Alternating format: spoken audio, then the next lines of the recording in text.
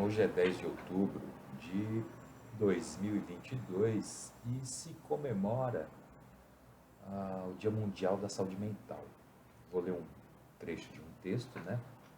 Esse dia foi criado em 1992 pela Federação Mundial de Saúde Mental com o objetivo de chamar a atenção para a necessidade de se cuidar da saúde mental, combater os preconceitos que acompanham quem desenvolve algum problema emocional e psicológico. A meta é diminuir o estigma social que impede a busca por tratamentos e dificulta a convivência em sociedade, agravando distúrbios psicológicos, o que pode levar quem passa por problemas de saúde mental até o suicídio. O tema da campanha deste ano é Faça a saúde mental e o bem-estar de todos uma prioridade global. E a OMS avalia que a partir da pandemia da Covid-19, o mundo passa por uma crise em relação à saúde mental. Estima-se que em torno de 25% de aumento nos casos de ansiedade e depressão após e durante a pandemia, né? Só no primeiro ano da pandemia. E também houve uma interrupção nos tratamentos destinado a reequilíbrio de saúde mental, né, segundo o texto. E aí a OMS também diz que os governos também estavam despreparados para esse impacto que teve sobre a saúde durante a pandemia e as consequências na saúde mental da população. E aí o texto vai nessa direção, né, de que houve um aumento bem gradativo, principalmente em relação à infância, né? A infância e juventude também tiveram um aumento bem considerado nessa questão da ansiedade e depressão e tal. Eu mesmo tenho recebido pessoas que tiveram diagnósticos de depressão, de ansiedade, só que a nossa maneira de tratar esse tipo de sintoma, ele é um pouco diferenciado. A psicanálise tem essa... Isso sempre as pessoas perguntam qual a diferença de psiquiatria, psicologia, psicanálise. Eu não vou falar sobre isso agora, você vai ficar na curiosidade mesmo, mas... A diferença, por exemplo, é que a psiquiatria é medicina, é um curso de medicina, você tem que estudar medicina.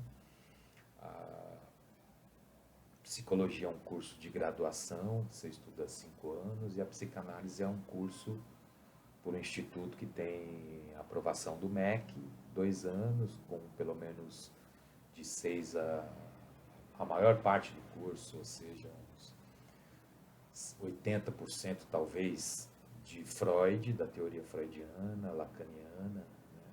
E os outros teóricos, Melanie Klein, Winnicott e o Jung, inclusive o Jung. Então é isso, né? Mas o objetivo não é esse aqui agora. E aí a diferença também está no método, né? Mas, pronto, não era o objetivo, mas acabei falando. A diferença é no método, na forma de atender. Cada uma tem a sua metodologia de atendimento. Mas eu sou daqueles que acredito que para psicanálise, tanto para psicologia, psiquiatria, a experiência de vida é muito válida, né? É muito rica. Até tem muita gente que me pergunta, por exemplo, né? O tema é hoje, já que hoje a gente comemora o Dia Mundial da Saúde Mental, então vamos falar sobre isso, né? Sobre tudo isso, né? Inclusive a saúde mental de uma pessoa, o equilíbrio da saúde mental diz respeito a como ela como ela vai se comportar diante de uma determinada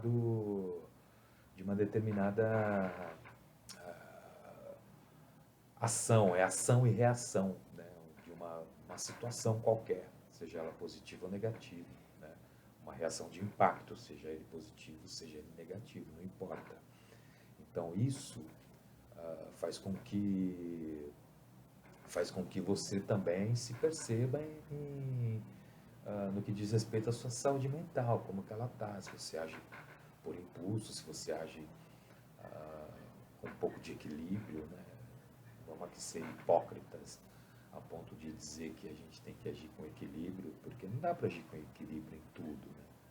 Às vezes a gente acaba sendo pego de surpresa, mas é importante que a gente esteja atento, né, às nossas ações e reações para tentar o mínimo, talvez,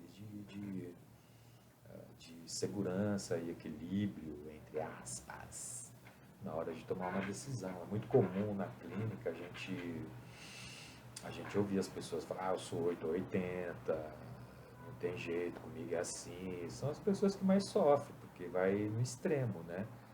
Ou é muito bom, abaixa até as calças para doar para alguém, né? Ou é muito ruim, é muito grosso, agressivo, né?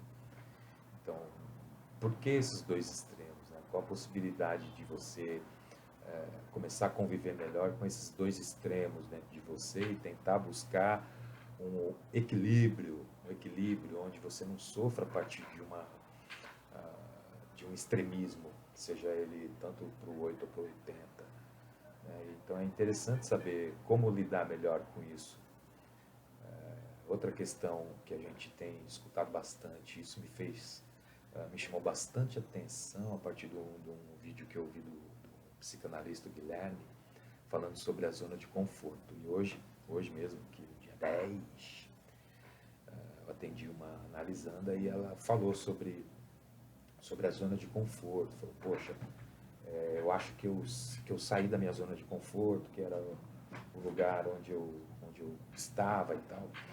E aí, talvez essa zona não seja de conforto, seja de desconforto.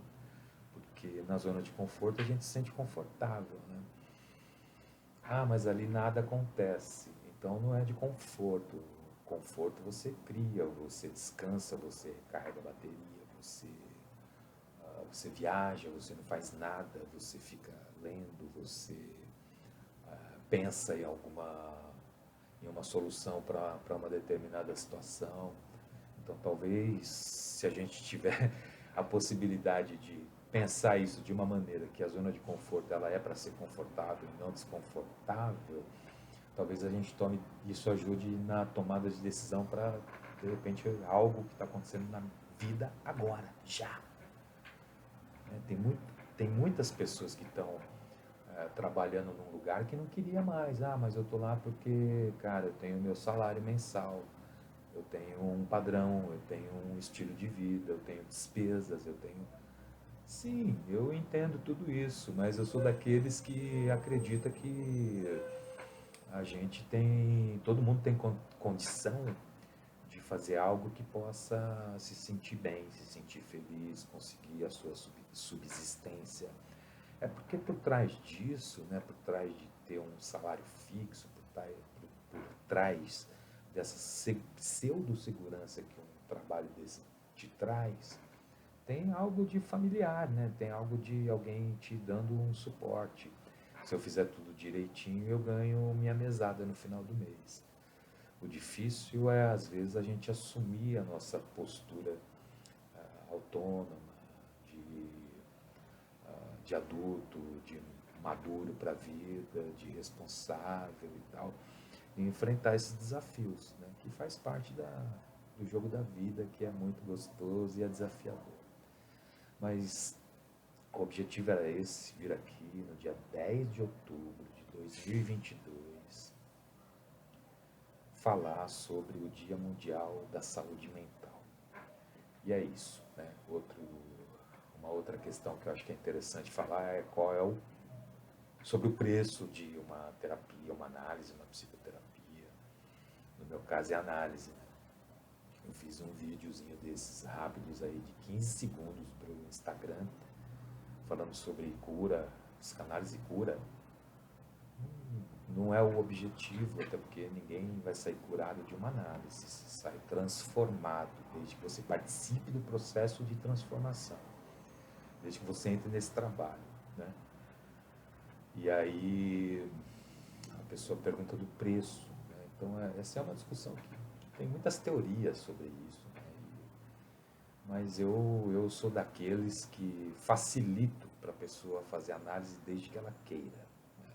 Existe um valor que eu cobro e aí a pessoa vai dar o histórico dela e dizer que, olha, eu não posso pagar isso, você pode me ajudar? Eu posso. Eu já atendi pessoas que não tinham condições de pagar, né? Então, acho que dá para dar muito bem para quem quiser fazer uma análise, pelo menos ir atrás, procurar.